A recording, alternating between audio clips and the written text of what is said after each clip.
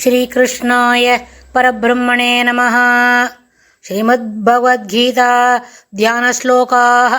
नमोऽस्तु ते व्यासविशालबुद्धे पुल्लारविन्दायत पत्रनेत्र येन त्वया भारततैलपूर्णः प्रज्वालितो ज्ञानमयः प्रदीपः प्रपन्नपारिजाताय स्तोत्रवेत्रैकपाणये ज्ञानमुद्राय कृष्णाय गीतामृतदुहे नमः।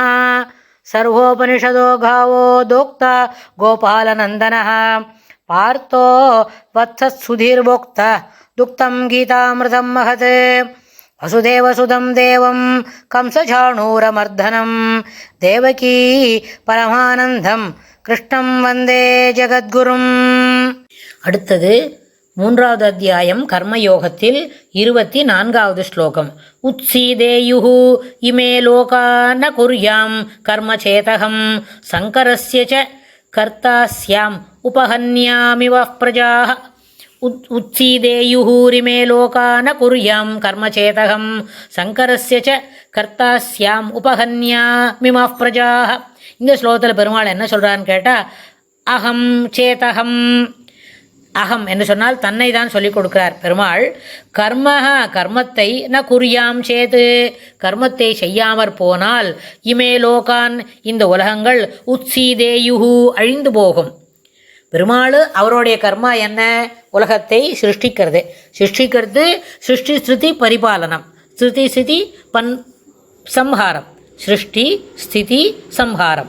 அதாவது ஸ்திதி என்று சொன்னால் பரிபாலனம், சிருஷ்டி என்றால் உண்டாக்குதல், அதை அழித்தல். எல்லாவற்றையும் அந்த கர்மாவையும் அவருக்கு உண்டான கர்மாவை விடாது செய்கிறார்.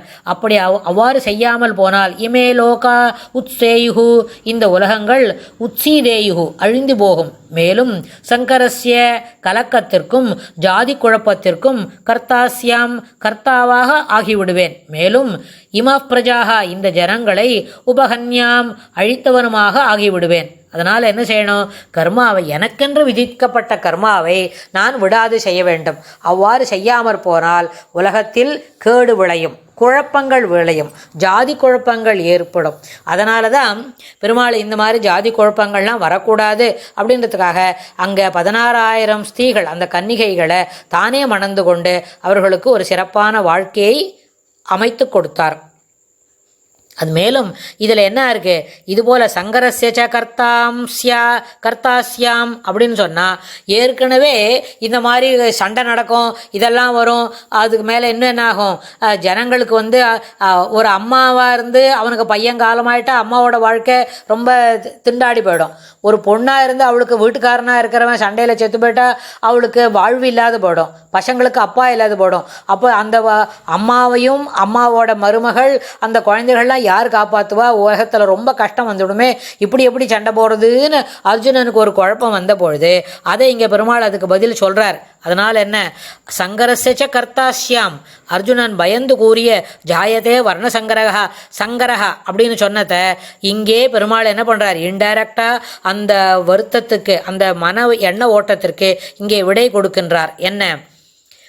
ஒரு நாளும் சங்கரஸ்ய கலக்கத்திற்கும் ஜாதி குழப்பத்திற்கும் கர்த்தாஸ்யாம் நானே கர்த்தாவாக ஆகிவிடுவேன். அதனால் எப்பொழுதும் விடாமல் எனக்கென்று இருக்கக்கூடிய கர்மாக்களை தொடர்ந்து செய்து கொண்டிருக்க வேண்டும்.